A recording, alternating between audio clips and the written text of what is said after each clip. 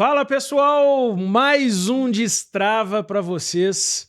Estamos aqui novamente com um conteúdo especialíssimo.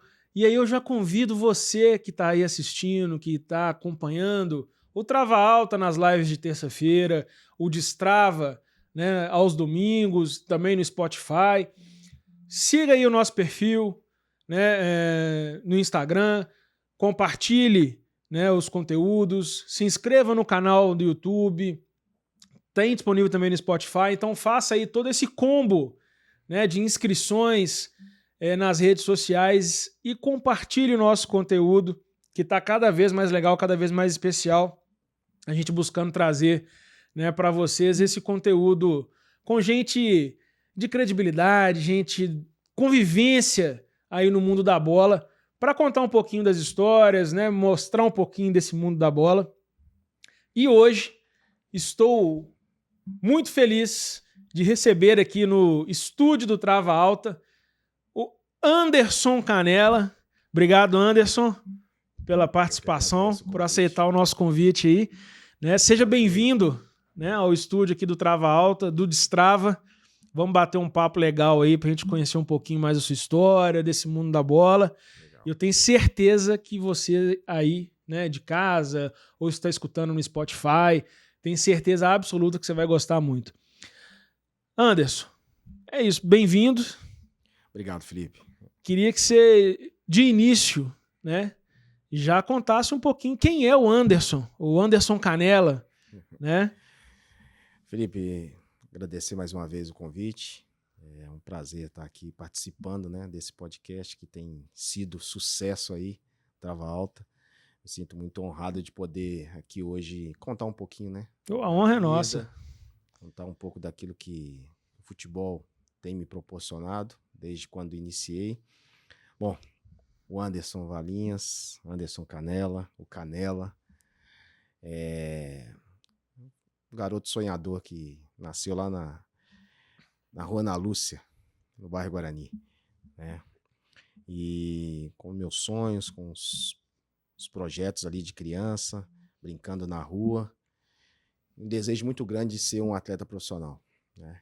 E eu louvo a Deus porque ele me proporcionou realizar esse sonho, sabe?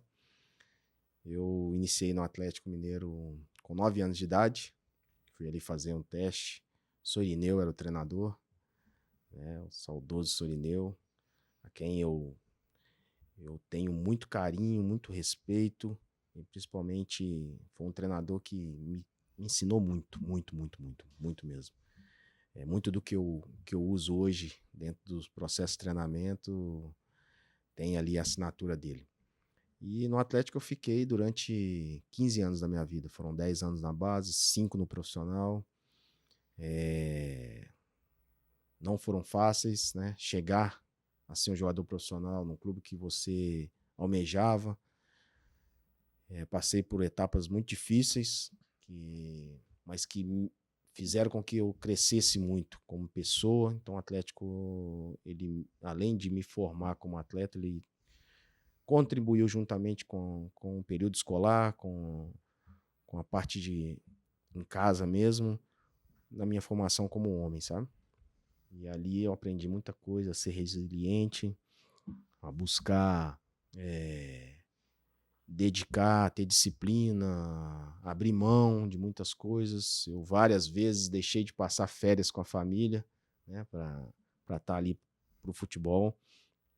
Mas em tudo isso valeu a pena, sabe? Eu falo isso com muita alegria, com muito gozo no coração, porque realmente eu me alegro em lembrar disso, né? Então, assim, as lembranças elas são sempre as melhores. E depois, assim, chegar ao profissional do Atlético, jogar um jogo no Mineirão com a torcida. Eu tive o prazer de jogar um jogo, o meu primeiro clássico tinha quase 98 mil pagantes. Olha só. E eu sou fruto da base, na época a gente fazia muito preliminar. Era muito disso. Sim, então, tinha assim, muito mesmo. Então a gente fazia preliminar e eu ficava ali sonhando, poxa, um dia eu quero estar aqui jogando depois da preliminar. E eu tive esse grande prazer, sabe? Fazer gol no Mineirão, Eu te perguntar agora, vestir a camisa do Atlético com certeza foi uma emoção gigantesca, mas fazer o gol deve ser algo surreal. Porque nas preliminares você até fazia, mas não era... Ali a torcida vibrava um pouquinho, tinha um pouco de torcedor, no segundo tempo da preliminar sempre tinha mais, mas você fazer um gol com a camisa principal, aquilo que você sonhou, foi um momento muito especial para mim, para minha família, sabe? Então o Anderson é esse, é um sonhador, hoje casado, há 25 anos com a mesma esposa, tem uma família muito abençoada, né? A Daniela, minha esposa, ela me proporcionou ter os 2 maiores tesouros, os 2 maiores títulos da minha vida, que é a Tainá, hoje com 22 anos, o Lorenzo com 12. E que, para além do Atlético, jogou em Curitiba, Paysandu, tive no Vitória de Guimarães, em Portugal, joguei na Coreia. Então tive uma carreira como jogador muito, muito proveitosa. Parei bem, não parei frustrado. Sim. E depois dessa parada eu fui buscar estudar, sabe? Eu queria muito ser treinador de futebol e achava que não só com aquilo que eu tinha como atleta não era o fundamental, o necessário. Eu precisava buscar mais, precisava buscar a parte teórica para fazer essa junção da prática com a teoria, embasar naquilo que eu pensava de futebol. Diferente do Renato Gaúcho, né, que fala que não precisa estudar, né? Precisa, né? Precisa se preparar. O Renato é um cara muito, muito polêmico, sabe? Sim. Eu joguei com o Renato no Atlético, né? Na Selegalo. Exatamente. Ele também me ensinou muitas coisas, o que fazer e muito do que não fazer. Né? Eu era sempre muito observador, tinha eu e alguns atletas ali. E engraçado que ele fala isso, mas eu sou companheiro dele da licença A da CBF. Então ele estava lá estudando. Sim. Eu vi que ele... Ele fala pelo folclore, né? O Renato, ele gosta disso, ele sabe usar bem isso, mas ele sabe que para hoje, o futebol, diferente do tempo que nós jogamos, se você não tiver o mínimo de conhecimento, dificilmente você vai ter jogadores que acreditem naquilo que você fala, porque hoje você tem que falar e tá bem embasado em cima disso, né? Então eu fui procurar isso, me formei em educação física, fui lá, fiz o bacharel, 4 anos. Sou formado em gestão técnica no futebol pela 4ª turma da Universidade de Futebol, pós-graduando em gestão de pessoas e liderança de equipes. Sou licenciado, né, pela CBF, a licença B e licença A. E alguns cursos da FIFA, muitos cursos voltados para fisiologia, psicologia do esporte. Então, assim, eu sou um cara que me dedico e procuro absorver o máximo de conhecimento. Eu acredito muito na formação continuada, né? E eu tenho buscado isso para minha vida. Eu tava comentando, inclusive, aqui fora do ar, né, gente, que quem acompanha o Anderson nas redes sociais vê a todo momento lá, né? Certificado, curso. Então, assim, você é um cara que estuda, se prepara demais, né? Muito, muito. E é importante falar isso. Eu divulgo muito isso na minha rede social, nas minhas redes sociais, né?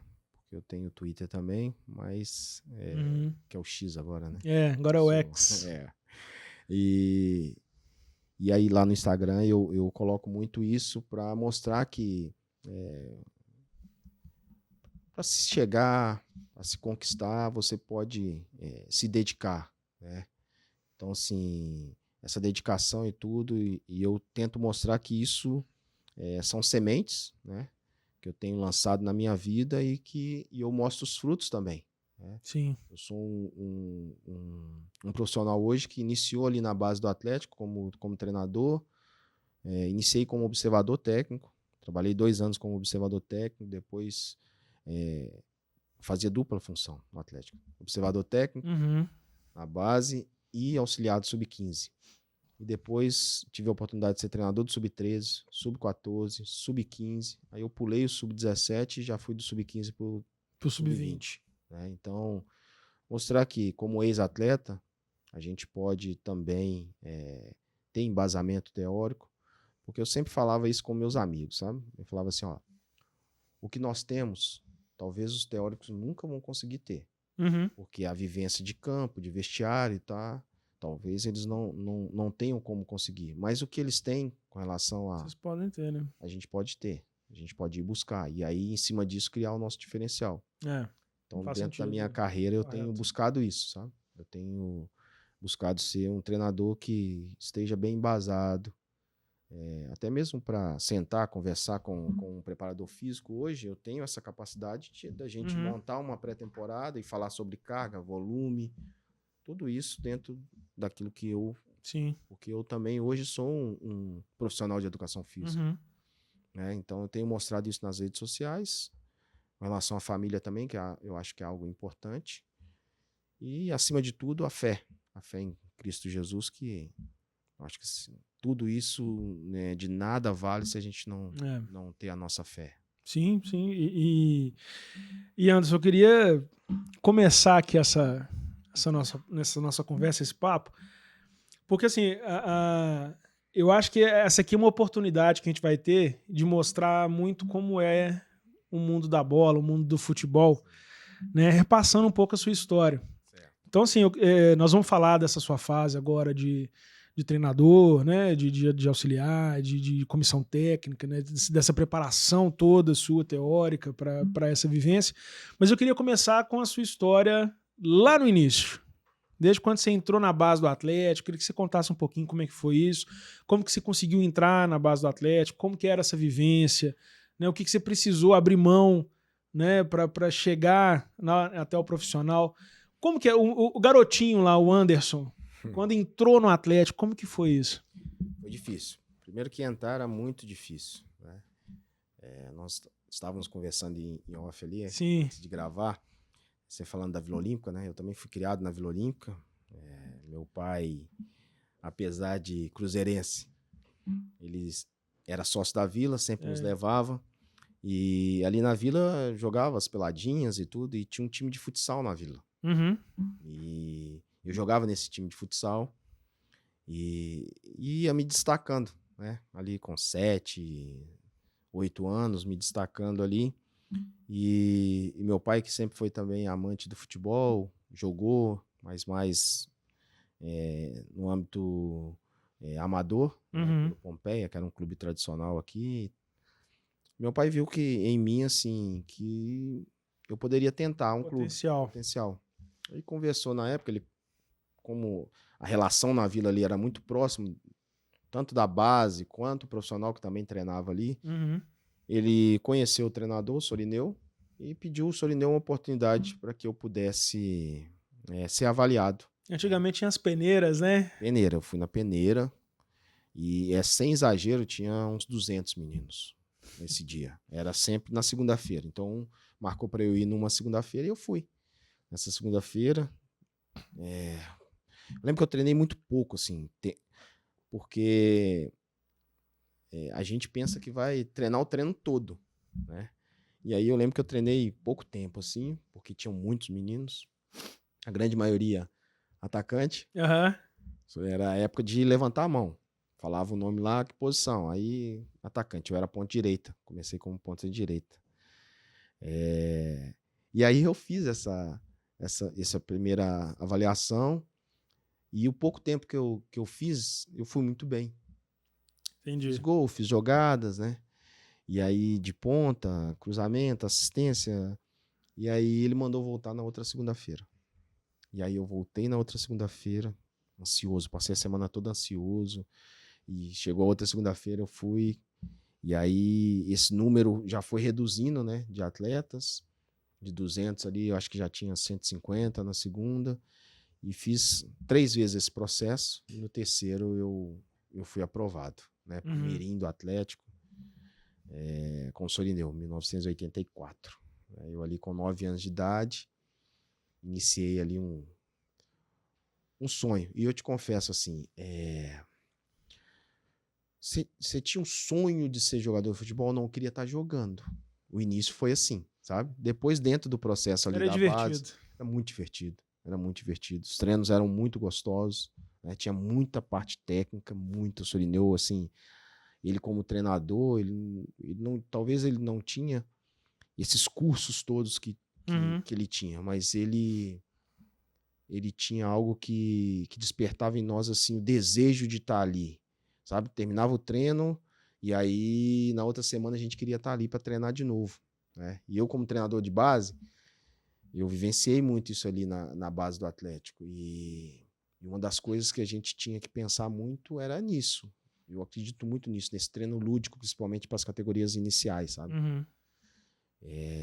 E aí, abrindo um parênteses, assim, já não quero aqui fazer crítica nem nada, porque eu também faço parte do processo de formação e durante 10 anos eu fiz isso ali dentro do Atlético. Mas eu vejo que hoje, assim, os treinadores das categorias iniciais estão muito preocupados em fazer os jogadores entender o jogo, muito novo, com 10 anos. E tira esse prazer, essa parte técnica, essa parte lúdica que é necessário para o atleta se desenvolver, gostar do esporte. Então, assim, hoje eu gosto muito de assistir jogos e assisto de sub-9 ao jogo de festas do Zico. Pra você ter ideia. E aí eu vejo muito categoria 9, 10, 11, 12, você senta assim para assistir e fala assim, poxa, bloco baixo, balança, tem as linhas compactas, eles sabem tudo de tática com 9, 10 anos, mas não sabem jogar futebol. Quando a bola chega e domina, a bola bate na canela, isso, não consegue matar uma bola no peito. Porque a ênfase tem sido muito em cima disso. Desculpa até te interromper aqui nisso, mas eu acho que você tocou num ponto que eu acho que é interessante a gente falar um pouco. A gente discute muito aqui no Trava Alta, né? O Thiago também fala muito sobre isso, eu também falo. Thiago, achei que você tá me xingando agora aí, né? É o Tico, né? É o Tico. A gente fala muito sobre isso, assim, que antigamente...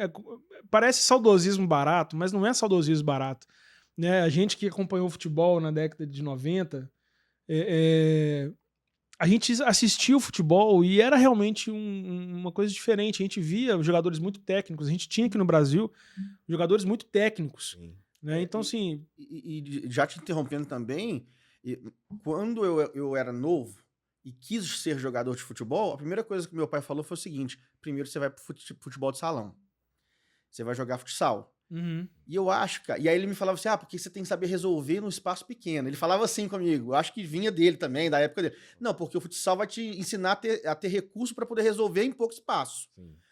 Entendeu? E aí hoje eu não vejo essa meninada vindo do futsal, fazendo essa transição, talvez, do futebol de salão pro futebol de campo. E uma outra coisa que me pega muito, que você falou aí, você foi descoberto numa peneira. O clube tinha a responsabilidade de garimpar o atleta. Hoje em dia eu acho que essa responsabilidade ela foi um pouco terceirizada, porque o que eu mais vejo é seletiva de empresário.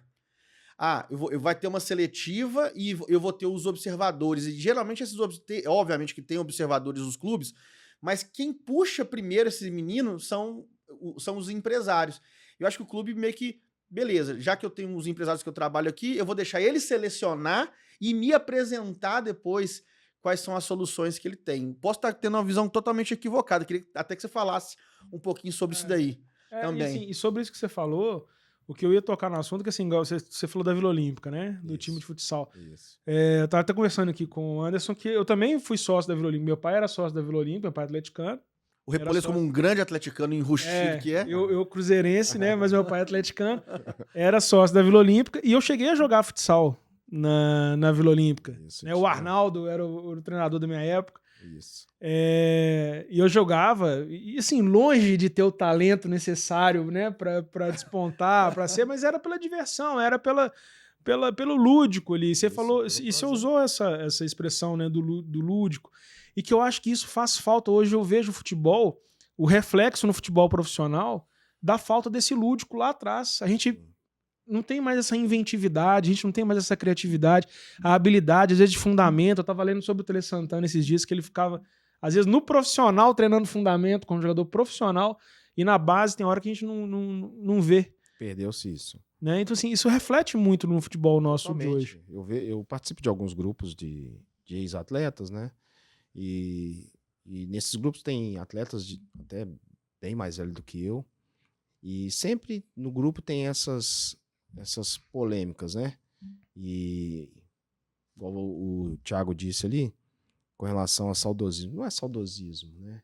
É que era um futebol mais vistoso, mais gostoso de jogar. Ó, o meu apelido era Canela, mas o meu apelido era Canela não era porque a bola batia na canela. Uhum. Eu não sabia dominar a bola nem nada. É porque eu tinha canela fina.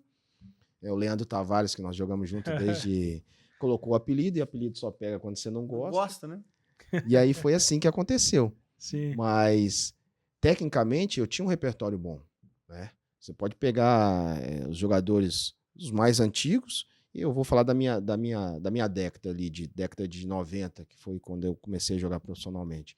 Jogadores muito técnicos em vários clubes. Para se jogar no Flamengo, você tinha que ser bom. Para se jogar no São Paulo, você tinha que ser bom. Para você jogar no Atlético Mineiro, você tinha que ser bom. Para jogar no Cruzeiro, tinha que ser bom. Hoje, eu acho que esse parâmetro ele é muito abaixo do que o grau de exigência naquela época. Eu concordo. Hoje é mais assim, o jogador tem perfil, ele é cognitivo. A gente era muito cognitivo, porque a gente não tinha esses treinamentos e a gente conseguia solucionar problemas. Sim. Hoje, assim, eu como treinador, várias vezes, em vários jogos, na Bélgica, aqui no Brasil, o problema está dentro do jogo. Os jogadores eles olham para a gente, para nós treinadores. E aí, o que eu faço? A gente não, a gente várias vezes, vou falar pela minha época, a gente ali mesmo, resolvia, com o outro, ó, se a gente fizer assim, a gente não vai ganhar o jogo, não. Os jogadores hoje não têm isso. Por quê? Eu acho que muito é culpa nossa também, como treinadores, sabe? Aí eu vou voltar de novo na base.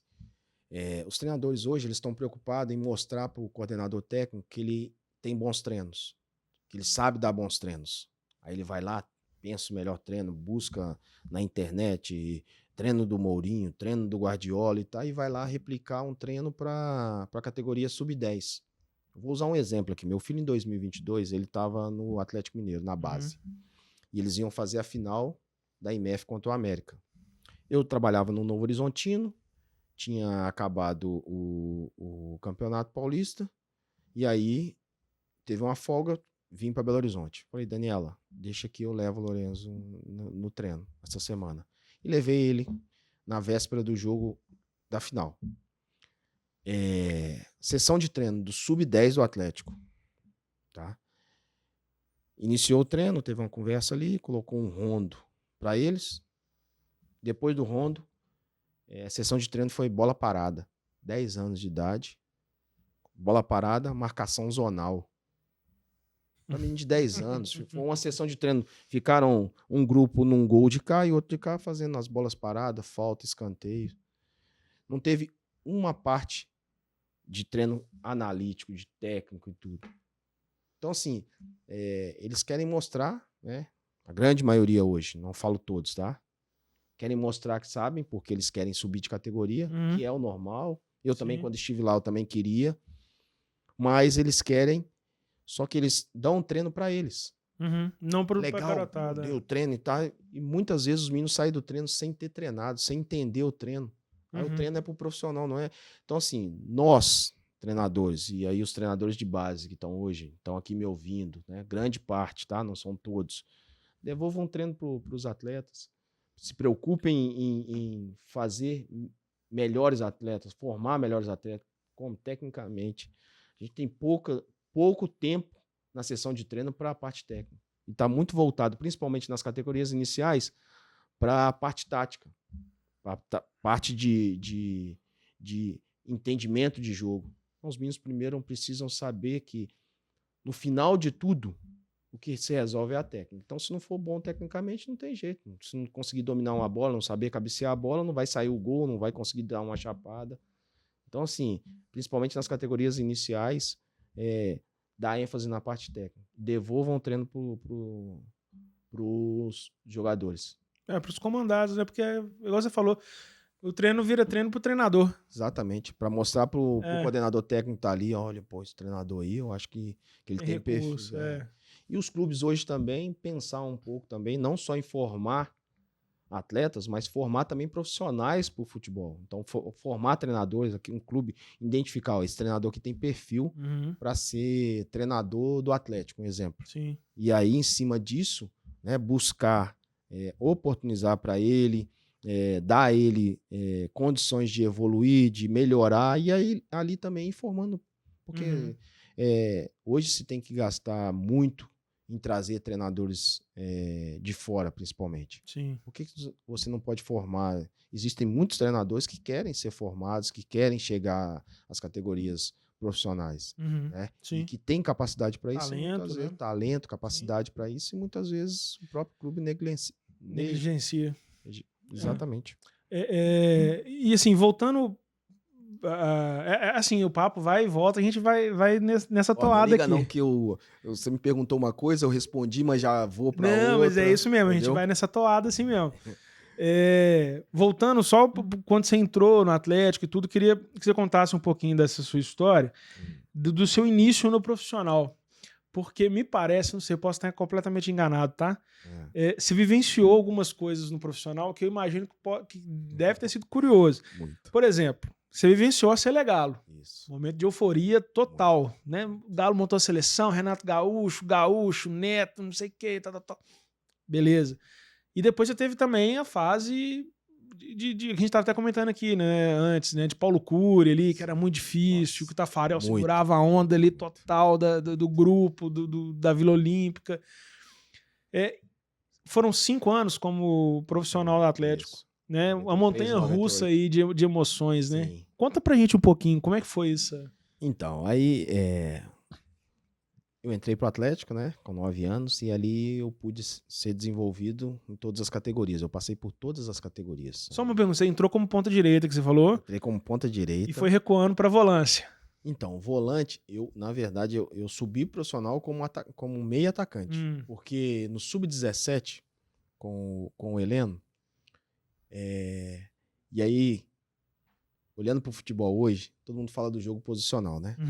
Mas naquela época a gente jogava um jogo posicional. Sim. Ponta direita ficava aberto, ponta esquerda do outro lado, o centroavante aqui. Era um jogo posicional.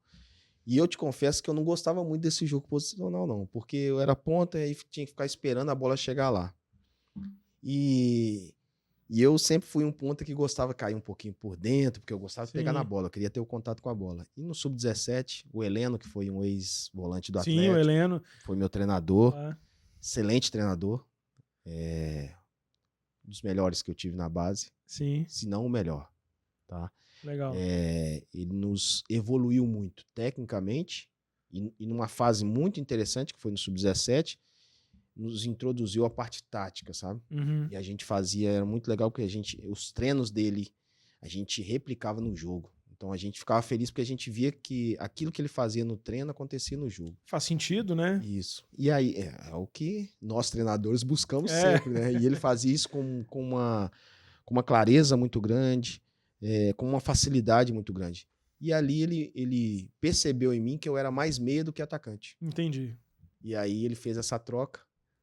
O Macaé era um meia, foi pra ponta, e eu era um ponta que vinha pro meio. Então, assim, o volante, eu joguei muito no Atlético volante por necessidade de treinadores. Mas a minha posição, quando o Levi me colocou para jogar, eu era um meia atacante. Entendeu? E era o que eu gostava, que eu era mais próximo do gol, gostava muito de fazer gol, apesar de não ter sido um atleta artilheiro, mas eu gostava de fazer gol. Eu acho que muito porque eu gostava muito de contribuir para o jogo, então se um treinador pedisse para jogar de volante, eu jogaria. Mas não era a minha posição. Entendi. Sabe? Mas eu vejo hoje que isso foi importante para mim.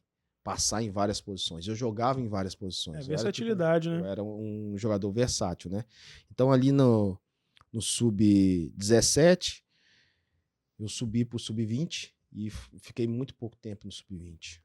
Fiquei pouco tempo, 6 meses, e aí eu subi pro profissional. O Nelinho foi no Matar São Paulo para ver os atletas nascidos em 1972, que era o último ano. Foi até o ano assim que perdemos o Edivaldo, um ponto esquerda que tinha no Atlético. Ele chegou aí lá onde a gente estava alojado, um dia antes da morte dele. E aí, ali o Nelinho estava para ver esses jogadores que iam estourar. O último ano. A gente fala estourar História da idade, né? idade, né?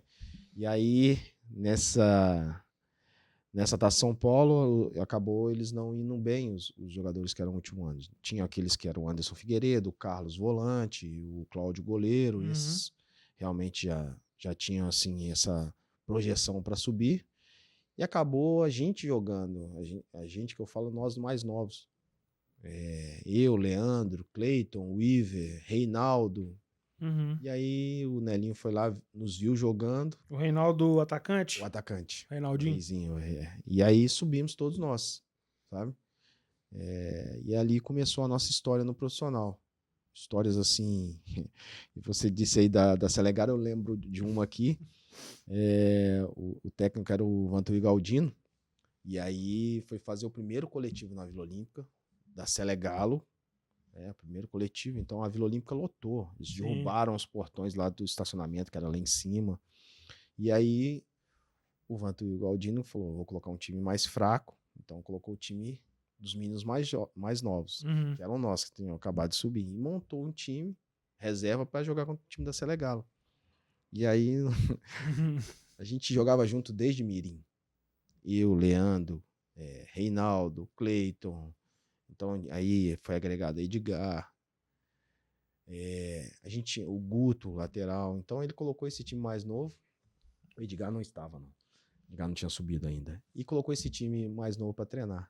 E aí acabamos ganhando o treino de 3-0. Tomamos uma dura do Vantuí e tudo. E aí foi muito legal, porque a gente se divertiu nesse treino. Foi muito bom. Porque a gente só de olhar, a gente sabia o que o outro fazia. Entrosamento máximo, né? Muito tempo.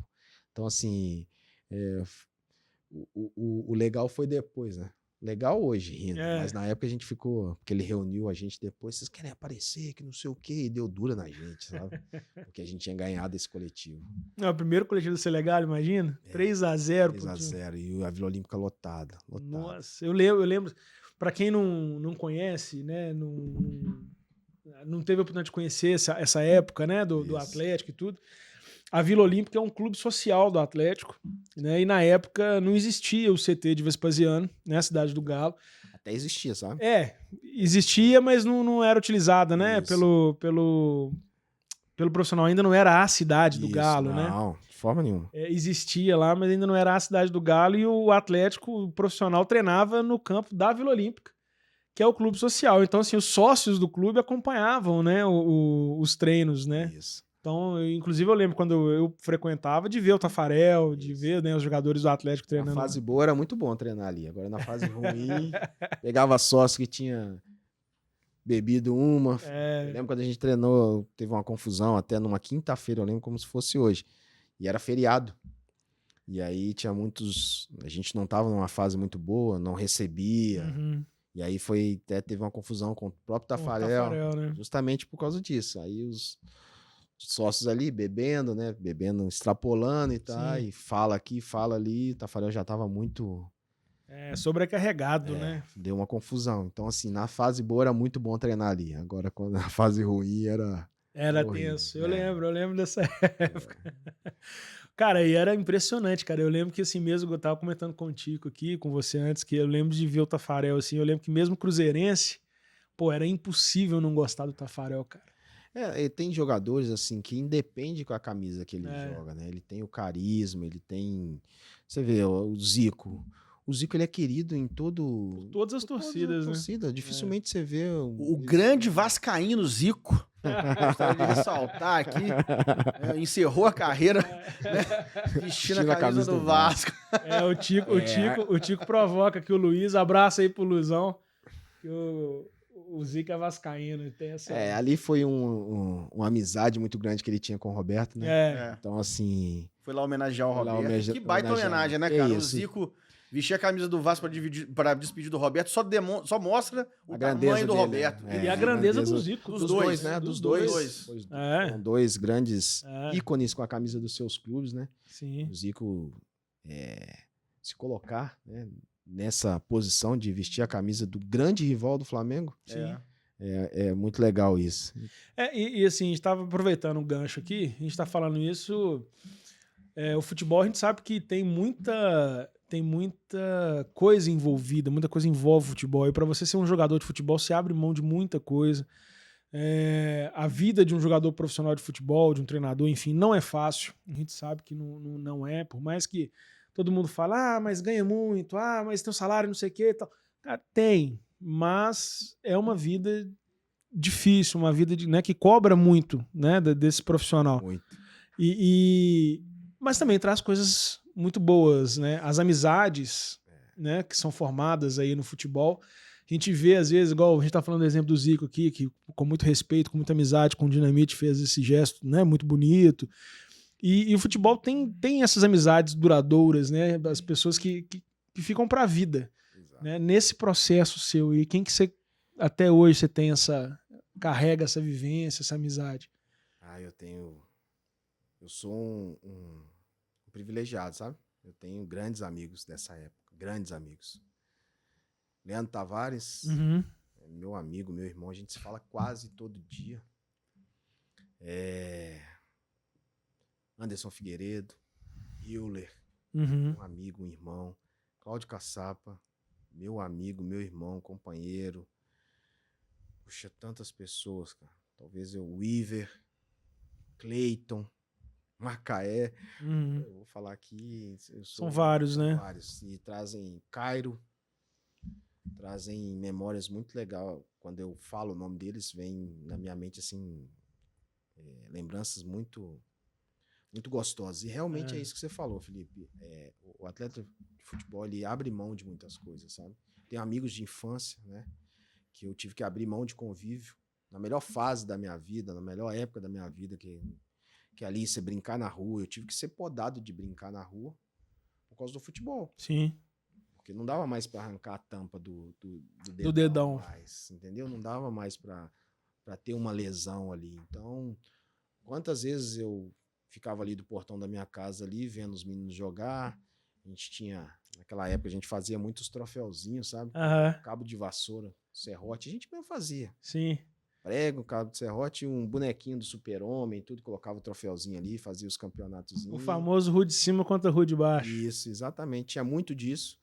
E hoje eu falo muito isso pro Lourenço, que quer ser jogador, né? Você falou aqui que os jogadores ganham bem. Então isso não são todos não, tá? Sim. Não são todos não. É difícil, minoria. Porque quando as pessoas falam isso, elas lembram só desses stars aí. Neymar, sim, Ronaldinho, esses aí. Mas eu falo muito com o Lourenço.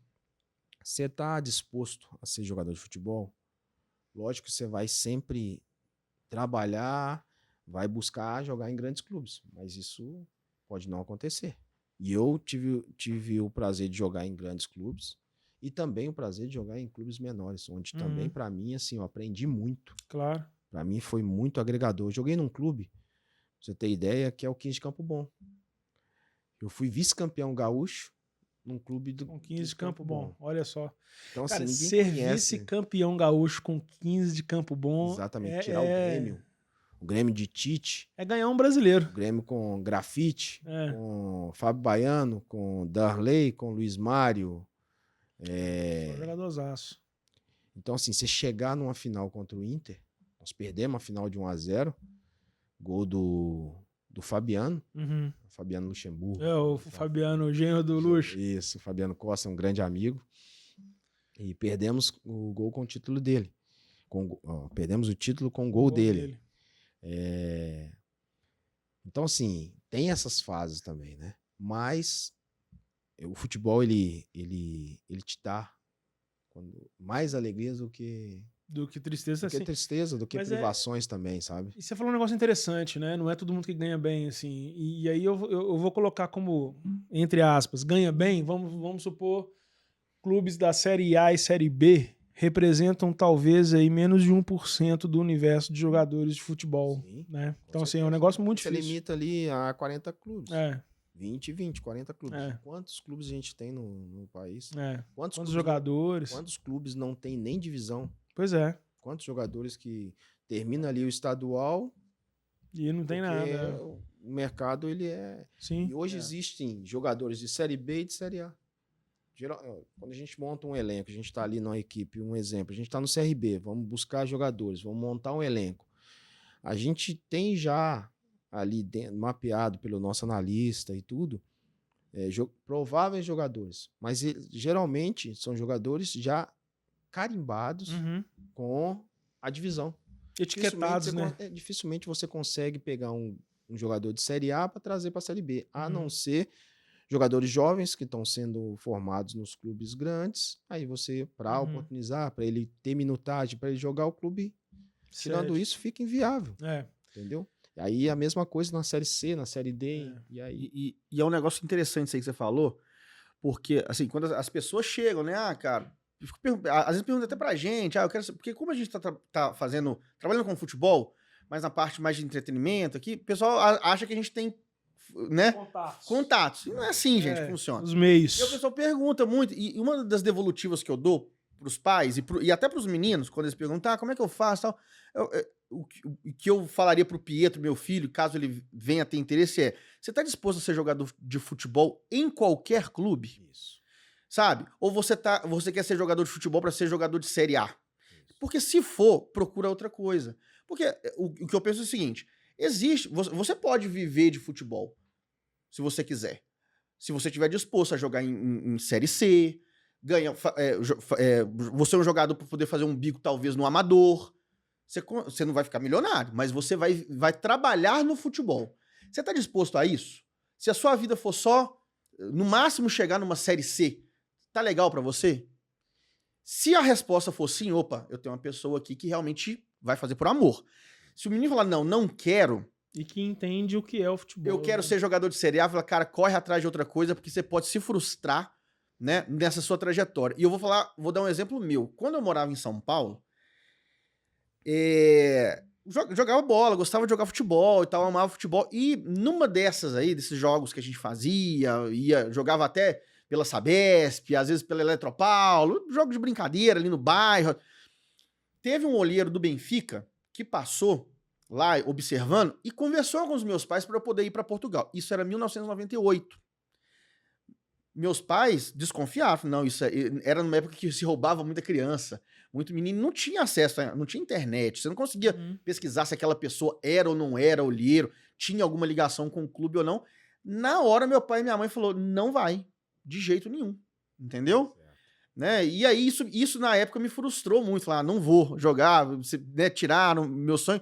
E na época eu disse, não, por que você não joga então? Vamos lá, vamos jogar aqui vamos fazer um teste ali no Ituano. Sim. Vamos jogar, sabe, num clube menor, e aí... Vamos pra uma Maré. Na minha cabeça foi, não, eu queria o clube grande. Então hoje eu vejo, falando, realmente eu não ia ser jogador de futebol, porque eu não queria ser jogador de futebol. Eu queria ser jogador de estrela. Você queria ser estrela. Queria ser estrela, entendeu? Então eu acho que é um bate-papo que eu converso muito com o pessoal hoje sobre isso. Thiago. Legal porque muitas vezes, quando eu falo aqui que existem jogadores hoje já tarimbado ou carimbado como... Existem jogadores que vão passar por clubes pequenos e vão chegar em clubes grandes. Isso não é impossível de acontecer, não, e acontece muito no futebol. Mas você falou de uma coisa muito interessante que é a resiliência, sabe? Aquela coisa assim, você tá disposto? Porque uma das coisas que eu não falei aqui, eu ia a pé do bairro Guarani para a Vila Olímpica. Aí. Meu pai não tinha condição de sempre estar dando a passagem. Não tinha mesmo. Então eu pegava do bairro Guarani, eu nem sei quantos quilômetros dava, mas o bairro Guarani, era chão. chão. Cristiano Machado, não existia o bairro Heliópolis. Ali era Faial. Então eu passava por dentro ali, saía lá no Planalto. Então eu ia e voltava. Olha que loucura. Cansado depois do treino, voltava. Na minha época não tinha Gatorade. Hoje eles têm frutas, eles têm repositor, eles tem informação. Cereal e tudo. Não. Eu voltava com a barriga cheia de água quente, porque não tinha galão de Gatorade com gelo nem nada. Não, era água quente. Voltava com fome. Igual o Neto falou, né? Pum! Exatamente. E aí, quando eu era observador do Atlético, eu lembro que eu estava num clube ali na Pampulha, e eu sempre gostei de ver os meninos jogando e tal. É aquela coisa de moleque, Não, de intuição mesmo, de olhar os meninos e tal. Eu era observador no Atlético e tal. Tava no meu período lá. Já era observador. Sim. E aí, olhando assim, eu vi um menino, mas tecnicamente muito bom, com repertório bom e tá. Falei, pô, que menino interessante. Pô. Cheguei perto dele, perguntei a idade dele e tá. Aí, que eu iria perguntar pra ele quem que era o pai dele, que eu ia me apresentar. A e mesma falar. situação que aconteceu. Exatamente. É. Aí, eu fui falei assim, não, porque eu trabalho no Atlético, falei com ele, né? Eu queria saber quem é seu pai, que eu queria ver se você vai fazer uma avaliação lá no Atlético. Aí ele virou pra mim e falou assim, ô tio, desse jeito, ô tio, tem que pegar ônibus? Uhum. Aquilo deu um start assim, eu falei, pô, não é o menino que eu tô procurando. É. Porque a própria resposta dele, esse aí não tá disposto. Ele não. Ele foi super inocente ali, eu entendi o que ele quis dizer, Uhum. mas eu vi que ele tava ali, era só por diversão, não era uma coisa que ele ia Isso, querer. pra isso. vida Não é objetivo, dele. Ele né? não ia querer se sacrificar, abrir mão, Abrir sabe, mão. essas coisas. Então, assim, a gente também, como observador, a gente tem que perceber isso, sabe? Eu, como treinador, trabalhei na base, eu agia como treinador e muitas vezes como psicólogo. Apesar da gente ter um psicólogo lá no Atlético, ela tá lá até hoje, que é a Michele, que é excelente profissional, e a gente trabalhou muito como parceria, mas dentro da sessão de treino, muitas vezes eu via que atletas, assim, tem um, que eu não vou citar o nome dele aqui, porque ele chegou até a treinar no profissional, mas hoje ele não tá mais no futebol, ele chegava sempre, assim, triste pros treinos. Subia triste pro treino e tal. E um dia eu chamei ele e falei, o que acontece, cara? Sub-13. Falei, o que acontece? Tá todo mundo feliz, todo mundo rindo, eu nunca te vejo sorrindo. A gente tenta buscar os treinos, fazer os treinos para que vocês tenham prazer de estar aqui, né? tá? Tem muito... Olha ali, quantos jogadores tem hoje para fazer avaliação? Eles querem estar aqui. Você tá aqui, eu não te vejo alegria. Ele falou assim, professor, posso te falar uma coisa? Eu não queria estar aqui. Ele falou assim comigo, eu não queria estar aqui. Olha só. Meu pai quer muito que eu esteja Aí. aqui. Olha aí. E aí, assim, ali eu relatei para a parte da assistência social, para a parte da psicologia, para conversar com a família, entendeu? Porque era um menino que não estava feliz. Talvez ele queria a prática esportiva do futebol, mas de outra forma, não daquela forma. Sim. Sim. Sem esse compromisso. Recreativo, sem né? sem esse peso, né, cara? Porque acaba colocando um peso em cima do menino que é uma responsabilidade, Exatamente. né, que criança não deveria ter. E hoje, quantos jogadores você vê aí abandonando o futebol, jogou em grandes clubes e não quer mais? Não é só a pressão psicológica, é também que ele está estafado. Sim. Não era uma coisa que ele sonhava, é alguma coisa que alguém sonhou Sonhou para pra ele. E ele, como não querer decepcionar muitas vezes os pais, os filhos têm muito disso. Sim. Pô, meu pai é o meu herói, eu não quero deixar ele triste, ele quer muito que eu chegue, então eu vou chegar por ele. E aí passa o tempo e tá, e a pessoa não aguenta mais. Não aguenta. A gente Muitos teve... atletas deixando o futebol, hoje com 21, o do América agora, o Varanda. É isso que eu ia falar agora, o Varanda do América é um exemplo Baita disso. jogador. Vi ele na base do Corinthians, quando veio pro América também, performando ali no 20, muito bem, subiu profissional, jogando e tudo. É a pressão? Não é, eu acredito que não é só isso. Não, também acho que não. Entendeu? É muito assim, hoje você vê matéria dele jogando na Várzea, ele tá feliz jogando na Várzea. É simplificar demais, falar, não aguentou pressão. E o trabalho... É muito mais além do que isso, Felipe. Sim. Muito mais E além. o trabalho hoje, talvez, né, com essa profissionalização que a gente tem hoje, graças a Deus, o futebol, cara, deve ser intenso em relação a isso, para identificar se esse cara, ele vai ser longevo, né? Porque Sim. eu tenho escutado muito isso. Cara, nós precisamos de atletas que performem 10 anos no nível que a gente Mínimo, espera né? desse atleta. É porque cada um também tem uma expectativa. Sim. Então, se esse cara aqui, a expectativa é essa, eu preciso que ele performe durante 10 anos dessa forma. Por quê? São ativos. Sim. O clube investe nesse menino, às vezes, igual você falou, lá de trás e vem investindo até ele chegar talvez num profissional, que é onde o clube vai poder ter um retorno talvez esportivo, se ele não for vendido, ou numa venda. Então, se você queima essa ficha aí, você pega um menino que, na hora que ele chegar no profissional, ele vai falar muito obrigado, tô fora, é um prejuízo pro clube. Sim. Saúde mental, né, cara? É um negócio que precisa de muita atenção nisso também, né? A gente teve o caso do Varanda agora que largou e tudo, mas antes teve o Nilmar, Sim. que acusou o caso de depressão, não sei se vocês lembram. O Keirson, Surgiu igual um jogou no Barcelona, foguete, foi pro Barcelona, Exato. veio pro Cruzeiro, voltou pro Curitiba, jogou em um monte de lugar. E tinha problemas Jean emocionais, né? Jean Xera. no Santos.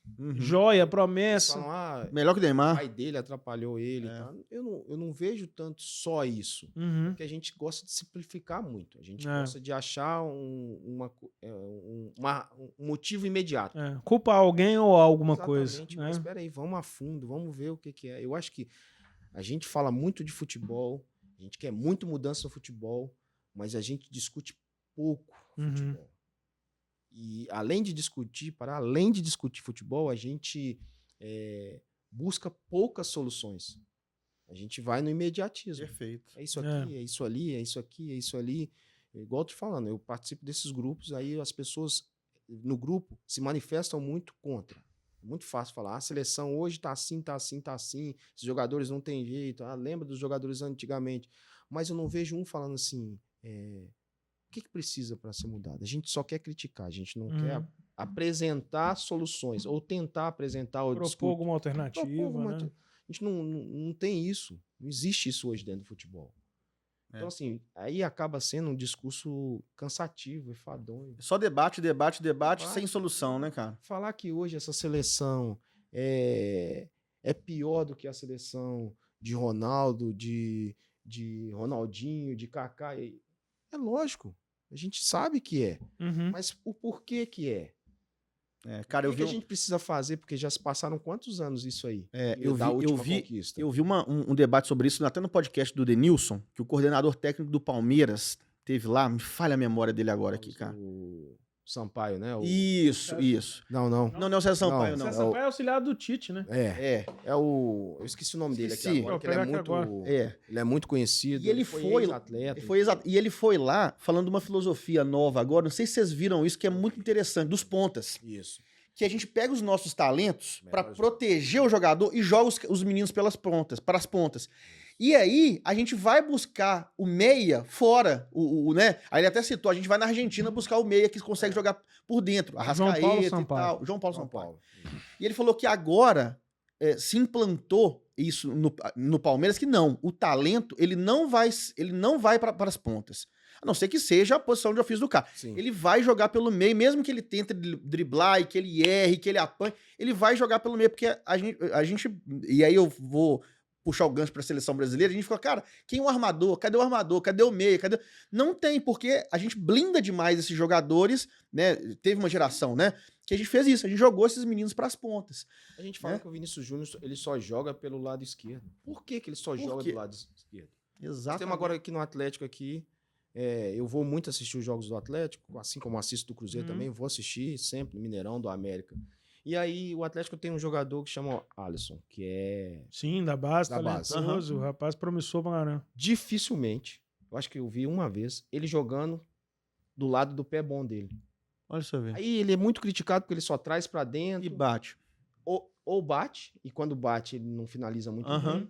Então quer dizer que ele não tem uma boa finalização. Ou joga pra trás. E muitas vezes quando ele entra, tira o Scarpa dali. O Scarpa é a melhor opção por ali, vem jogando muito bem por ali.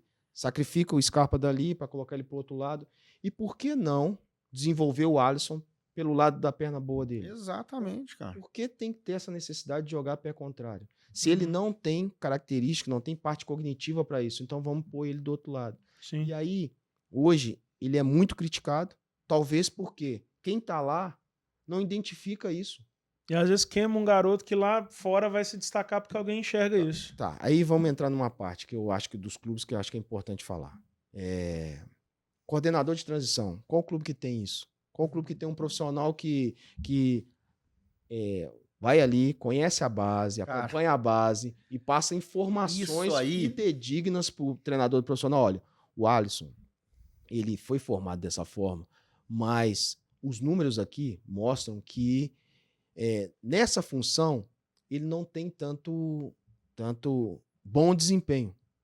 Eu acho que a gente pode, de alguma forma, desenvolver ele para melhorar ele como atleta, ele jogar também do outro lado.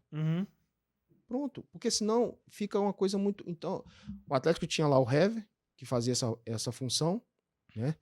O Hever foi para ser auxiliar do Mancini. Quem que tem lá hoje? Ninguém, né? Aí eu entro naquilo que você falou. É um atleta que é da base, que o clube investiu, que é um ativo do Isso. clube e que talvez não vai performar bem no profissional, vai ser ali emprestado para um outro clube, vai para um outro, e aí perdeu-se um ativo que poderia... E eu não consigo entender, Anderson, assim, os clubes hoje não enxergando isso, que é um ativo, cara, que é grana e que tem que ser aproveitado. Você tem que tirar, cara, você já investiu, você já colocou muita grana na formação desse menino, sabe? E outra coisa, pro cara chegar num status de ser uma promessa, alguém que você, pô, vou apostar minhas fichas, é mais investimento ainda que você colocou nesse menino. Com certeza. Sem dúvida. Talvez, cara, os clubes, talvez, não sei se agora com a SAFs, com os clubes virando empresa, você tendo uma gestão mais focada na parte empresarial, se isso tende a mudar um pouco, mas eu espero muito que sim, sabe? Fala assim que o Atlético não forma, né? Eu ia te fazer exatamente essa pergunta. Eu sou contrário. Se você a esse concorda com pensamento. isso ou não. O Atlético, o Savinho tá onde hoje?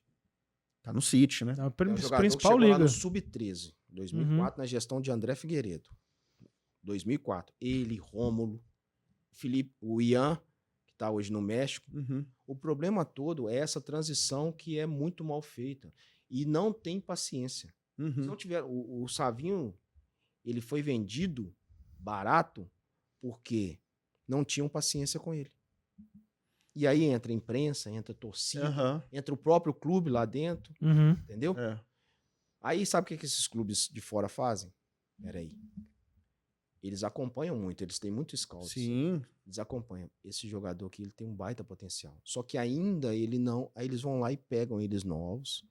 Termina o processo, eu te falo, eu tava na Bélgica agora, eu via isso. Termina o processo, porque lá tem sub-21, sub-23, tem equipe B. Isso que eu ia te falar, cara. A E- tal da equipe B. Exatamente, porque tem jogador que com 17 anos ele vai ser o top. E tem jogador que ele vai ser top com 23 Gente, anos. A gente Só que hoje não tem paciência pra isso, Felipe. Rodrigo e Vinícius Júnior. E outra coisa, o Casimiro, que muita gente esquece, Sim. saíram daqui pra jogar no B do Real Madrid, Como que ele cara. saiu do Não, São Paulo? e aqui, O Casimiro, assim, acachatado, assim, pior O Vini jogador, Júnior. ruim demais. Como que esse cara foi pro Real o Madrid? Vini Júnior, o pessoal chamava ele de Neguebinha. Eu Neguebinha. conheço o Vinícius Júnior desde os 10 anos, quando eu fui ver em Ubá, num torneio, e o treinador dele era o Gilmar Popoca. O Gilmar que jogou na seleção e tudo, era o treinador dele no Flamengo. Era essa geração, Vinícius Júnior, a Tisson, que era um lateral, o Lincoln, que jogou aqui no Cruzeiro. Uhum. Era essa geração. Atacante. Ramon, lateral esquerdo. Era essa geração. Jogadores que... Só que, assim, da mesma forma, saiu novo do Flamengo. Porque esses scouts e esses clubes são espertos. Eles pegam São. ali, terminam a formação deles, aí daqui a pouco você vai ver assim, pô, como é que Gabriel tá jogando no Arsenal? Uhum. Uhum. Gabriel Magalhães. Onde que apareceu, né? Conhece, É. entendeu? Então, assim, não existe paciência. Então, assim, o Atlético tinha Marco Túlio, que hoje está jogando no Japão, é um dos destaques. Daniel Penha, hoje jogando em Portugal, é um dos destaques. Marquinhos, foi vendido agora, revendido, né, para um outro clube. Marquinhos. Savinho. Savinho, é. Aí agora estão... Cadê o Rômulo? Cadê o Rômulo zagueiro? É. Cadê? O Atlético tá lá com essa... Não, é só. Pra gente poder falar do Cruzeiro, o Fernando. O próprio Fernando do afastado, Cruzeiro né? foi afastado. Exatamente. Entendeu? Então são Por quê? são Porque muitas ele joias que a cometeu gente... uma falta. Beleza. Uhum. É processo de formação ainda, ele tá sendo Isso que eu formado. falo, Peraí, é vamos... formação, eu gente. acho Vamos isso- excluir ele, vamos trazer É. ele. É. Entendeu? Eu acho que assim, ao invés de acolher o garoto, Sim. pune o garoto como se, né, tipo Sim. assim, ele tá em fase de formação, ele precisa ser acolhido, ele precisa ser formado. Você não tá formando só atleta, você tá formando cidadão, você tá Isso, formando isso. um homem, sabe? Tenho tempo pra contar uma... Pode, fica à Tem, vontade, então tem tempo tempo. demais. Eu era treinador do Sub-20 do Atlético. Eu tinha uma partida pelo Campeonato Brasileiro importante contra o Vasco. O treinador do Vasco era o Marcos Valadares. Eu tinha que ganhar esse jogo para classificar. Uhum. Tá?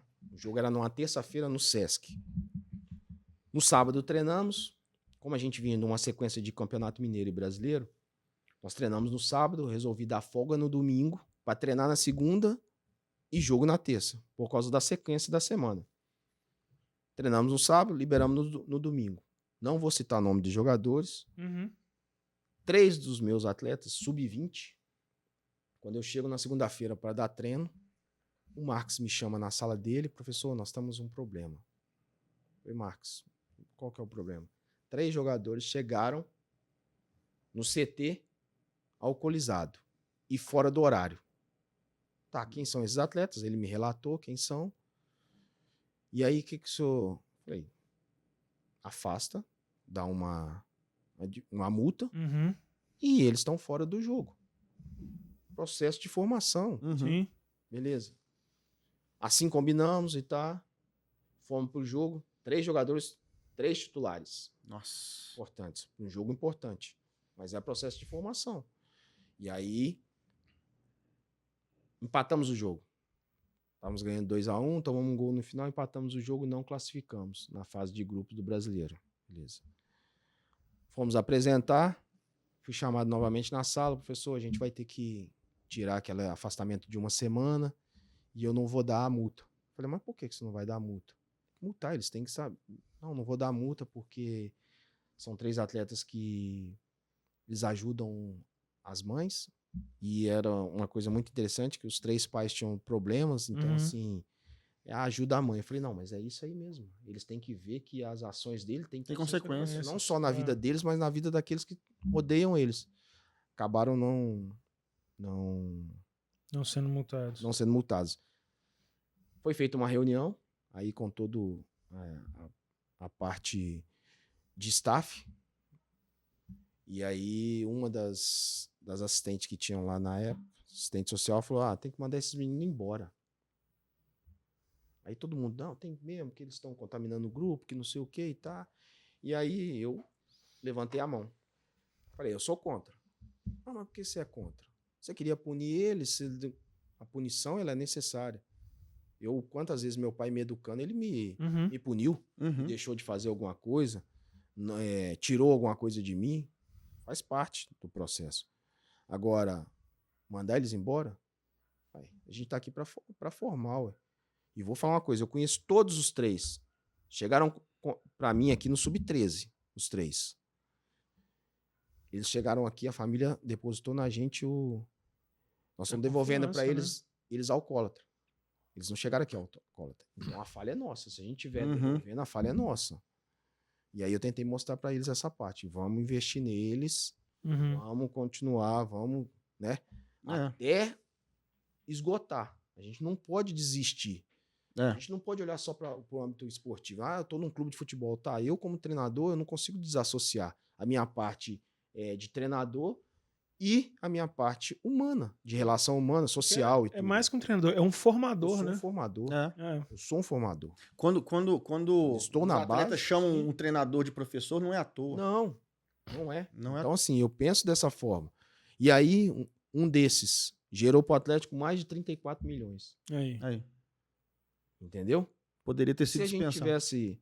Então, assim, eu acho que, assim como o Atlético, Cruzeiro, vou falar mais do Atlético porque eu vivenciei lá. Sim. O Atlético não forma. Não, forma sim. Forma. Talvez não tenha formado pro Atlético, né? Exatamente. Agora, os outliers, os fora de série, esses aí, cara, a gente precisa só dar aquele ajuste, aquelas coisas. Pô, você tem alguma dúvida que o Neymar seria o Neymar? Se ele não tivesse, tem que dar alguns ajustes, entendeu? E isso surge rarissimamente. Né? Desde a nossa época. Tinha bons jogadores, mas tinha o Ronaldo Fenômeno, o Ronaldinho, que era os outliers, fora de série. E você não consegue, você não tem, né? Você não vai ter só fora de série no seu time. Você tem que ter. Tem como. Igual a galera fala na empresa. Você tem que ter o cabeça de brau carregador de piano também, gente. Não adianta. Exatamente. Você tem que ter. Não adianta você ter só fora de série no seu time, que vai dar errado. E vou te falar, no processo de formação, você precisa desses para formar esses outros que são acima da média e tudo. Você precisa deles para dar o suporte. Claro, exatamente. Uma outra coisa interessantíssima que você falou aí foi o seguinte, a parte da transição, né? De uma pessoa que tá ali para poder auxiliar na transição. E uma outra coisa que eu sempre pergunto quando eu converso com um jogador é o seguinte, por que, na maioria das vezes, a gente não tem uma convergência em relação ao estilo de jogo da base pro profissional?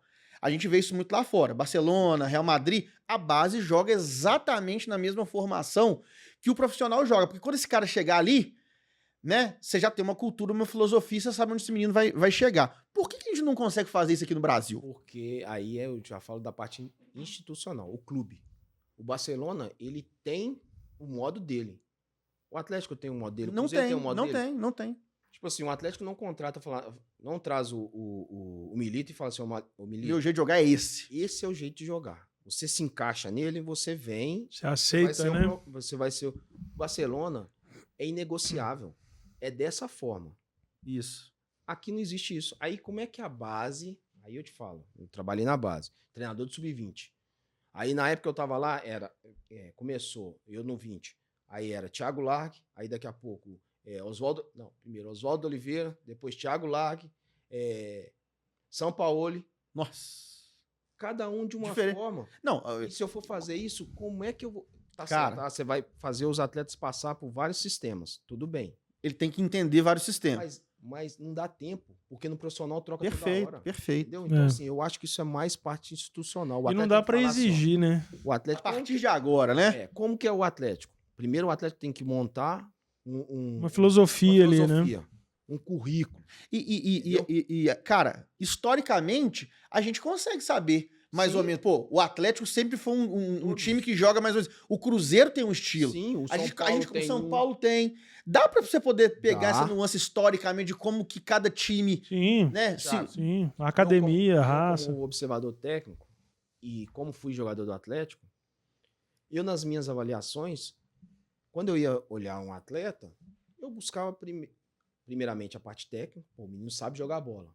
Aí a partir disso eu começava a olhar ele, falar, mas ele tem a característica do Atlético? Comportamental também, ele é um jogador, se ele é um atacante, ele é agressivo. Perfeito. Ele vai para 1 contra 1, ele ataca espaço. Porque se ele for um jogador mais comedido, de pegar e girar, aí já é jogador, um exemplo, tá? Tô falando que é um jogador mais para São Paulo, entendeu? Um jogo mais cadenciado, né? Como observador, eu conseguia perceber isso. Como que um clube não vai conseguir saber exatamente. Qual que é a cultura dele? A cultura dele, exatamente. Então, primeiramente, eu acho que os times do Brasil, a não ser hoje o Atlético Paranaense, através do Petralha, ele tem tentado... O Ronaldo também queria implantar essa filosofia no Cruzeiro, né? Sim. E aí precisa ter aceitação também. Porque vai ter as críticas, vai ter... Mas eu acho que nós começamos a partir daí resolver um pouquinho, porque os jogadores de antigamente que falam como que era o futebol, mas a gente jogava de acordo com o clube. A gente não tinha orientação. Você fala assim... Anderson, você jogou na década de 90, tá? Qual que era o sistema que você jogava? Não sei. Depende do treinador, do dia, da vontade. A gente não tinha essa orientação. A gente sabia as nossas funções na posição. Eu, como meia, eu tenho que fechar o lado direito, perdi a bola, venho, ajudo o volante a fechar. E eu lembro desses treinos, cara, os técnicos de antigamente. Só isso. Quando eu morei no interior, eu joguei no Cruzeirinho, em Itatiaia-Sul. Eu lembro do treinador explicando você tem a função. Isso. Ele falava assim pra gente, ó, e eu, né, no alto da minha insanidade, uma época eu joguei de lateral. Olha que loucura. Aí o treinador falava, a sua função dentro de campo é essa. Ele não falava o esquema tático. Ele falava a função que eu tinha que cobrir ali dentro. E você falou isso agora, veio na minha cabeça, realmente lá atrás era isso, cara. A gente tinha função. Hoje, o futebol, se a gente não atentar pra isso, ele tá muito parecido com o handball. Você vai lá, ataca o adversário, perdeu. Basquete, né? Você volta, forma ali as linhas, né? De bloqueio. Perfeito. Na década de 90, a gente ia lá, atacava, pressionava e tudo. Hoje os blocos têm que andar... Se você quer marcar bloco alto, então a linha tem que andar alto. O jogo era mais espaçado, o jogo era muito referência individual. Hoje não é mais referência individual. Hoje é ocupação de espaço. Você tem que ocupar espaço. Só que naquela época a gente não tinha essa orientação e a gente fazia tudo isso. A gente, além de ter relação individual, a gente ocupava espaço. Quando via que tava, opa, eu vou cair ali, porque esse cara, se ele vier aqui me acompanhar, ele vai liberar espaço pro outro, entendeu? A gente fazia isso sem orientação. Sem orientação.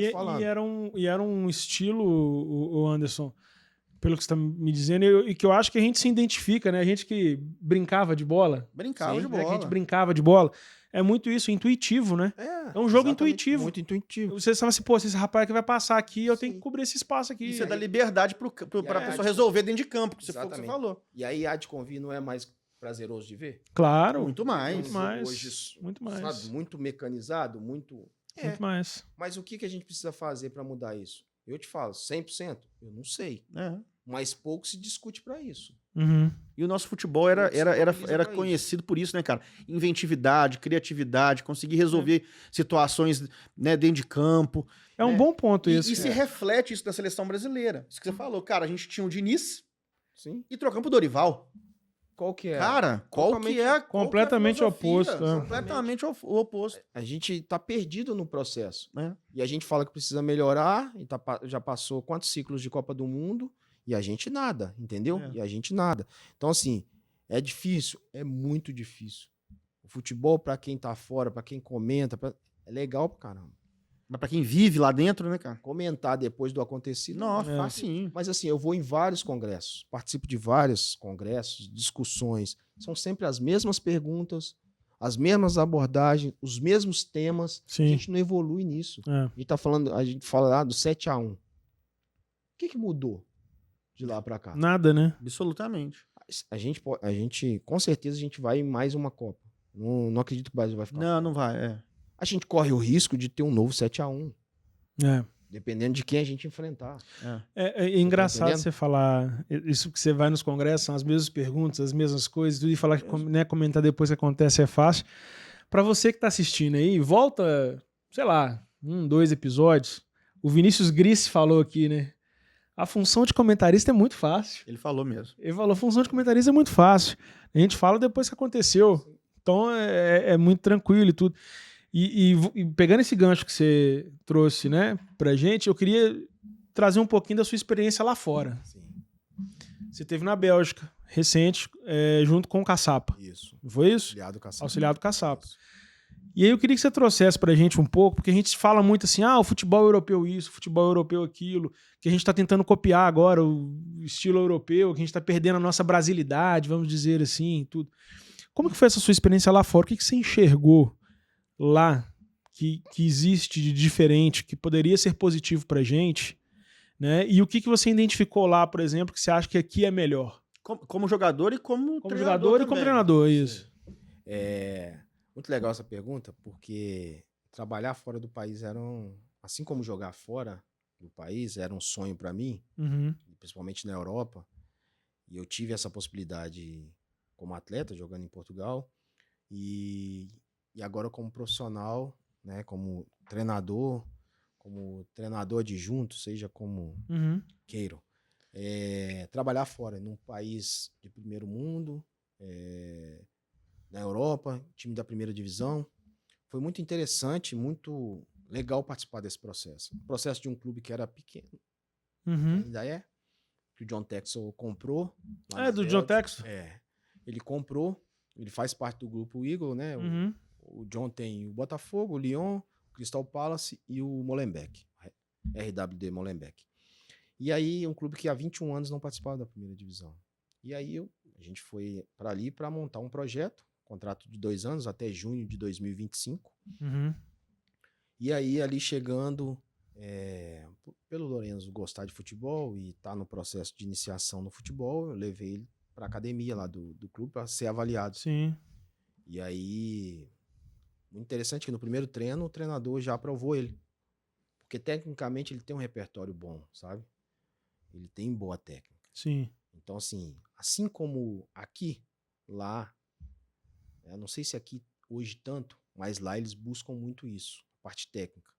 E aí a gente dava treino para os atletas e o treino dele era sempre 7 horas da noite. Olha só. Era sempre à noite. Porque a escola lá é até 3 horas da tarde. Então ele chegava na escola 8 horas da manhã, saía 3 horas da tarde. E a Daniela pegava e levava ele lá pro clube e eles ficavam lá até... Na verdade era de 5 a 7. Aí ele retornava comigo. Nas iniciais lá, muito treino técnico, muito, cara. Muito, muito, muito, muito. Repetição de gesto, de domínio, de passe. Muito, muito, muito, muito, muito. Então o que eu vi é que realmente aquilo que a gente fazia, na época lá que eu tinha 9 anos, 10 anos, 11 anos, eu fazia muito repetição, só eu fazia a gente dar a volta no campo, matando a bola no peito, devolvendo, cabeceio de lado, cabeceio de frente, mata no peito, devolve com a perna direita, mata no peito, devolve com a perna esquerda. Muito. A sessão de treino deles tinha no mínimo 40 minutos desse trabalho. Uhum. Então, assim, eu vi que hoje, por que na Bélgica tem o Kevin De Bruyne, tecnicamente, assim? A famosa geração belga. Exatamente, porque aí eu vou falar especificamente da Bélgica, porque eu vivenciei lá. Uhum. Buscando muito essa parte técnica e repetição, repetição, repetição, repetição. Hábito, hábito, hábito, todo dia, todo dia, todo dia. Então, assim, a diferença é que aqui se perdeu isso. Ou seja, eles estão falando que a gente está imitando a Europa, mas parece que eles que estão resgatando o que a gente eles fazia, sempre né? levaram jogadores nossos, gente. Exatamente. Então, assim, eu vejo que eles, a essência deles, e aí no futebol belga tem um outro fator que eu acho que é importante salientar, que é a entrada muito dos africanos, que isso cria um diferencial, até por isso também eu creio que o futebol francês cresceu muito. Sim. Tenho dúvida disso. Porque eles são mais técnicos, eles são mais habilidosos. E aí eu acho que tem um contexto social dentro disso. E eu acho que no Brasil se perdeu também por causa disso. Aí eu vou entrar um pouco mais no contexto social, Sim. com relação à educação física escolar. Eu sou de uma época que eu tinha educação física escolar. Meu filho hoje não tem. Ele já não. Só pega e vai lá pra quadra, os meninos jogam futebol, as meninas jogam vôlei. É uma recreação, não uma educação física. Eu tive atletismo, eu estudei em escola municipal, Uhum. escola pública.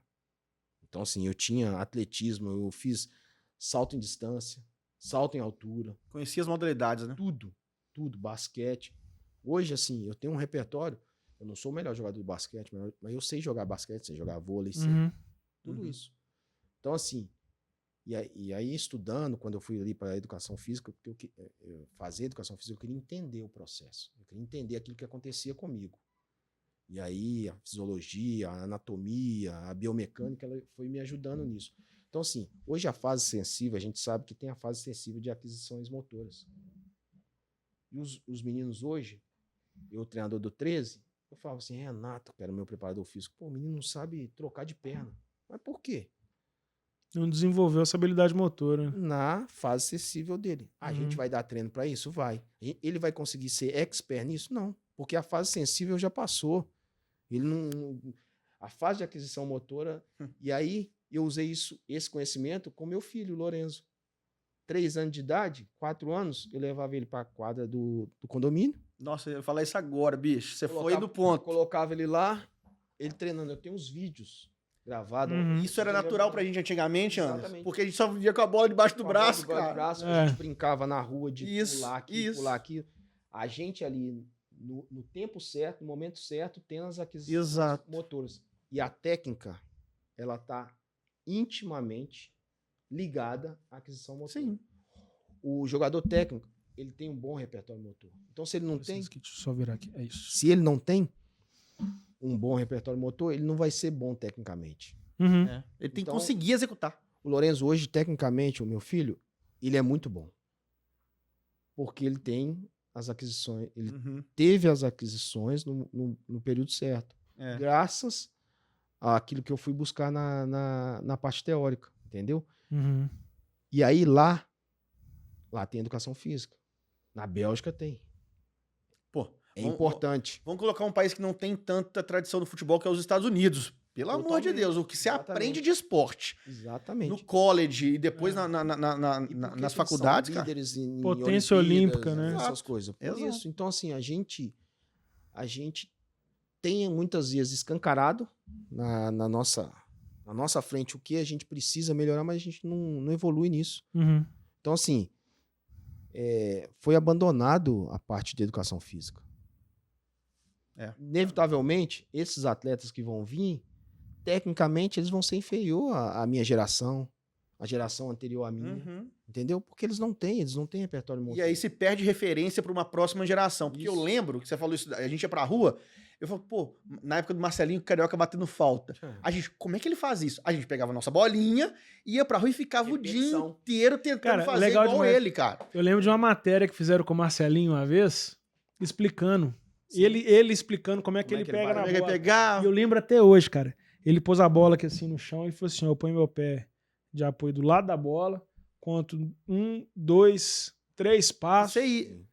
sabe? E aí eu vou de tal jeito na bola pro meu pé encaixar de tal forma. Aham.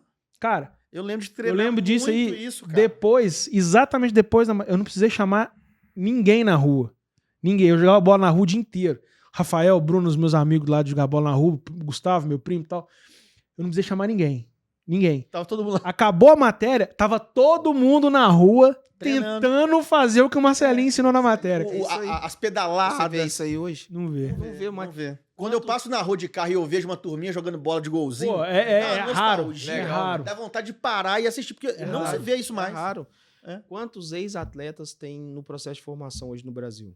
Pra mostrar isso aí, a forma de bater na Isso, bola. perfeito, cara. Quantos tem? Mas a culpa é nossa também, de ex-atletas. Sabe por quê? Porque a gente acha que a gente tem que viver no futebol só com o conhecimento que a gente teve, Uhum. que a gente jogou. A gente Sim. não quer buscar a parte teórica, porque a gente sabe os movimentos. Mas quantas vezes você tem que fazer esse movimento? Nossa. Acho que se basta, né? Entendeu? Uhum. O volume, a carga disso, para você não lesionar o menino. É, Então, exatamente. assim, não se tem, mas muito de não se ter é culpa nossa disso. Uhum. É, eu acho que não, dentro- são preguiçosos, não querem sentar numa sala, não querem. Hoje, gente, a internet, o Instagram, ele te dá tanta possibilidade de curso, de você aprender, e você, à medida que você vai aprendendo, você consegue selecionar aquilo que é bom e aquilo que é ruim. Uhum. Agora, quando você não tem essa capacidade de querer aprender, tudo para você vai ser ruim. É. Ah, esse cara não sabe nada, nunca jogou. Cara, eu vou em congresso, eu falo que geralmente são as mesmas perguntas, as mesmas coisas, mas em todos eles eu tirei algo. Em Uhum. todos eles, em todos, eu aprendi alguma coisa com alguém. Sim. E seja ele ex-atleta ou não. Aí eu acho que falta isso também, porque eu vejo muitos ex-atletas reclamando, eu não tenho oportunidade. Mas parou O que você Parou há está 20 anos fazendo, né, atrás, para ter isso. oportunidade, né? parou de jogar 20 anos atrás, ele quer ser treinador de sub-20 hoje. Não vai ser de uma vez, né? Aí eu tive uma discussão dessa, Um debate. um debate, né, com um amigo meu sobre isso. Ele há 20 anos atrás, ele falando, pô, mas hoje o futebol é muita panela, não sei o quê, eu não tenho oportunidade. Eu falei, cara, mas o que você está fazendo para ter essa oportunidade? Porque eu acho que a preparação é isso. Quando você oportunidade é a junção, né, da preparação. As pessoas usam uma frase assim, sorte é a... Acompanha a competência, E, né? vo- a e preparação vocês, da atletas, competência. cara, você já tem uma coisa que é muito diferente. Eu falo isso por conta do Leandro, cara. O Leandro Guerreiro, um parceiro nosso Sim. aqui, vai estar aqui em breve. Legal. Ele veio aqui pra gente estruturar um curso, Anderson, pra ele, Legal. cara. E aí, a gente brifando, ele contando a história dele aqui, cara. E ele ia fazer uma primeira palestra. E aí eu tô vendo o Leandro com a mão suada e tal, e não sei o que. Eu falei, nossa, será que vai dar? Cara, quando esse homem pegou o microfone pra poder fazer, ele deu uma aula. Mas Sim, aí a mentalidade de atleta, você sente a pressão, sim. mas você consegue controlar a pressão e chegar na hora e aplicar. O atleta, quando ele né, consegue chegar, tem um fator na cabeça de quem se consegue tornar atleta que é muito diferente da gente normal, nós normais. Que é isso, cara, é que mesmo sob pressão, chegar lá e conseguir entregar o resultado. E o Leandro passa isso pra gente, eu acho que é isso aí e é isso que você tá falando. Talvez chegar pra esse ex-atleta e falar, cara, coloque o mesmo empenho que você colocou pra poder se tornar atleta nesse projeto agora seu porque- depois da... Isso que você tá Eu falando. falei pra ele, só pra Aham, eu terminar. Eu falei com ele o seguinte, então, nós estamos aqui conversando, tem uma folha aqui, tá? Monta uma semana de treino pra mim. Onde que você quer desenvolver o seu time, a sua equipe em a parte ofensiva, a organização ofensiva da semana. O que você vai... pensa na semana aí até sábado de treino. Ele não conseguiu Ele não conseguiu montar. Desenvolver. Por quê? É fácil. Por isso que eu falo, quem tá fora, esse time tá jogando dessa forma, não sei o quê. Qual o treino para desenvolver isso? Entendeu? Então, assim, eu vejo que há pouca preparação em muitos dos ex-atletas. Por isso que muitos deles não estão no futebol. Eu sou ex-atleta. Eu tô no futebol, mas por quê? Eu me dedico muito. Muito. Talvez a mesma entrega que você deu, teve lá, né? muito. Porque é o que eu quero ser. E ouvindo a sua história, me parece que são dois momentos assim muito emblemáticos, assim, porque você, para virar atleta, desde muito cedo você tem que se dedicar muito e se entregar muito. E aí quando você decide continuar no futebol, é meio que você dá um reset. Você volta lá de novo no início e fala assim, putz, agora eu tô começando de novo. Eu tenho que recomeçar aqui a me dedicar e né, abrir mão de outras coisas para me preparar para fazer isso. Mas, ou seja, você passou 2 vezes por esse processo. Felipe, eu sempre tive em mente o seguinte, quando eu passei na avaliação do Atlético, eu tinha na minha mente assim, eu tô sendo avaliado sempre. Porque para eu sair do mirim para ir pro infantil, eu tava sendo avaliado. Porque muitos ficaram no meio do caminho, não saíram do mirim, não passaram pro infantil. Sim. E aí eu no infantil, eu treinava, eu ia pro treino e falava assim, pô, eu tô sendo avaliado. Era o mesmo sentimento da peneira. O ano todo, porque no final do ano tinha mudança de categoria. E se eu não tivesse me dedicado, ido bem, tá? Eu não passaria E é assim. Aí eu falo com o Lourenço, sabe quando que você vai parar de ser avaliado? Quando você parar de jogar futebol. Porque mesmo quando você passa pro profissional, você está sendo avaliado. Sim. Jogadores do Atlético hoje, aqueles que não performaram, não vão ter o contrato renovado. E aí vão ter que iniciar, buscar um outro clube. Tem empresário, tudo. Mas não é fácil. Hoje em dia, todo mundo busca ali, os números. Entendeu? Como que foi ele? Talvez o jogador não performou, não jogou, ele tá no Atlético. Mas ele não vai conseguir ir pro Cruzeiro. Ele não vai conseguir ir pro Flamengo. Ele vai conseguir ir pro um time de categoria de divisão menor. Porque ele não performou. Então ele tá sempre sendo avaliado. O tempo inteiro. Eu falava isso com meus atletas na base. Eu falei, vocês estão aqui.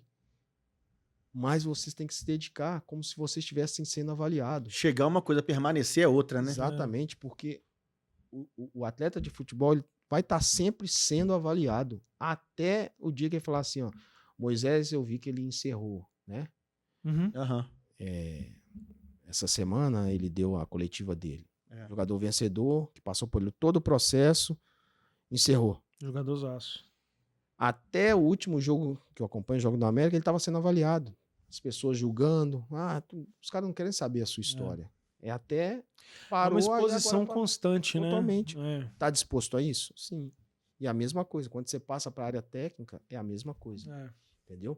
Se eu ficar com meus conhecimentos de quando eu iniciei, muito provavelmente eu não teria chegado aonde eu cheguei, que é trabalhar na Europa. Entendeu?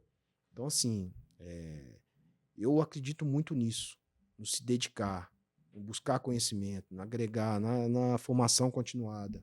Isso é uma coisa que eu tento passar para os meus filhos, entendeu? Tento passar isso nas minhas redes sociais. Por isso que eu posto os conquistas, certificados, porque não é fácil você abrir mão num domingo e ficar a manhã todo um domingo estudando. Claro. Várias vezes isso aconteceu comigo, entendeu? Com relação a dedicar, quando eu comecei a fazer a faculdade, eu trabalhava no Atlético na base. Então, eu chegava no Atlético entre 6h30, 7 horas da manhã, nesse horário, e saía. O horário era 5 horas, mas a gente nunca saía 5 horas, porque geralmente 5 horas a gente estava descendo do campo. Então, você tem que ali analisar como é que foi o treino, olhar alguns vídeos. Então, e a minha aula era 6h15, entrava minha aula na faculdade. Quantas vezes eu saí correndo, atrasado, dia de prova primeiro horário. Eu ligava para meus amigos da sala e falava assim, não deixa ninguém sair da sala, porque se sair eu não posso entrar para fazer a prova. E várias vezes isso aconteceu, entendeu? Dedicação.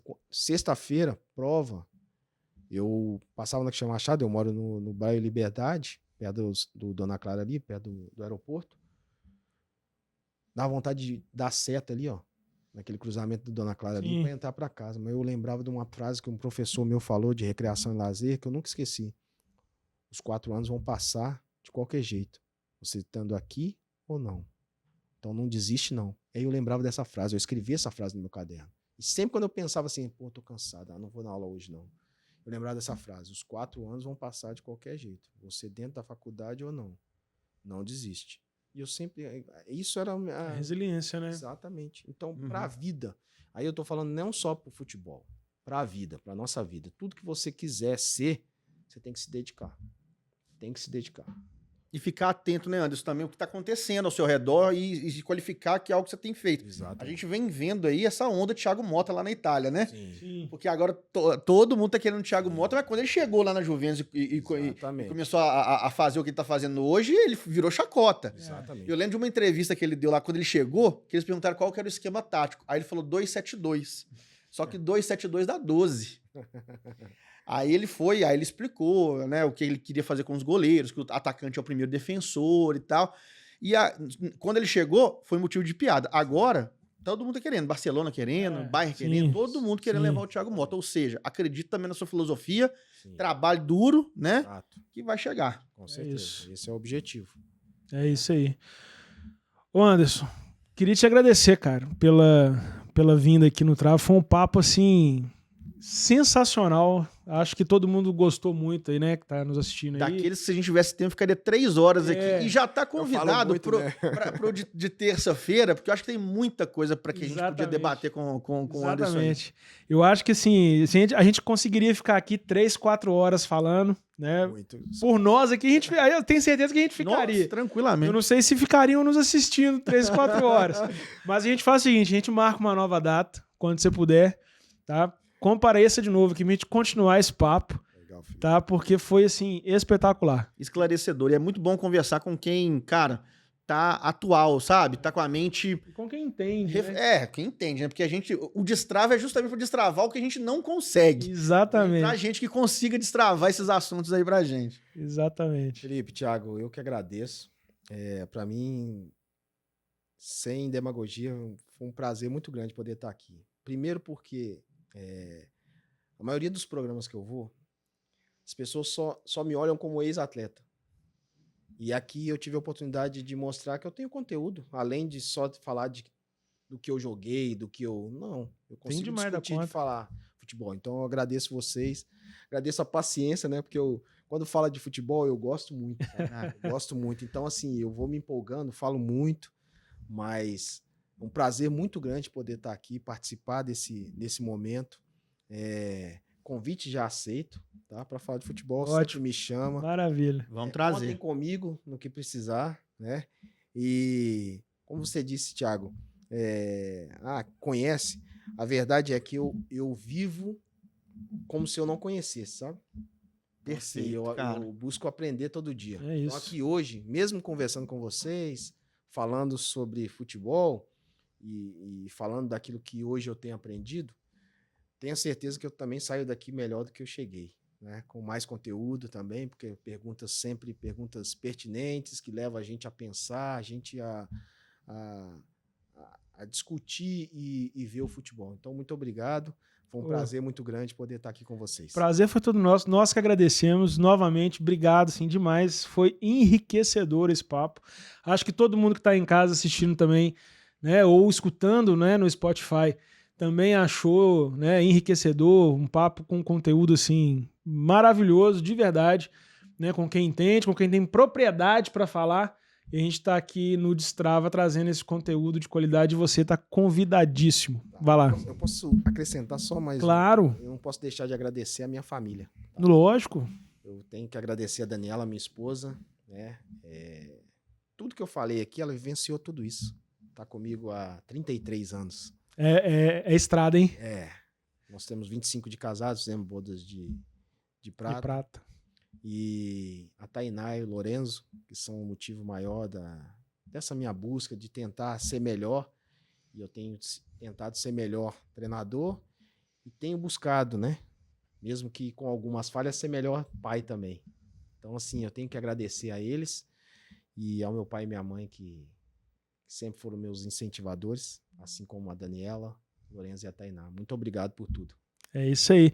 E aproveitando, deixa aí suas redes sociais para quem quiser acompanhar, né? O Anderson. Sim, eu acho importante. Eu Eu não sou aquele que busca likes somente. Eu gosto de apresentar conteúdo. E sempre nas minhas postagens vocês vão ver ali algo que leva a pensar, algumas frases assim de minha autoria, outros de outros autoria, mas que vocês me sigam lá no Instagram, @AndersonValinas, VALINAS, e no X eu tô acostumado a falar Twitter, tá? A gente também fala Twitter. @AndersonCanela, né?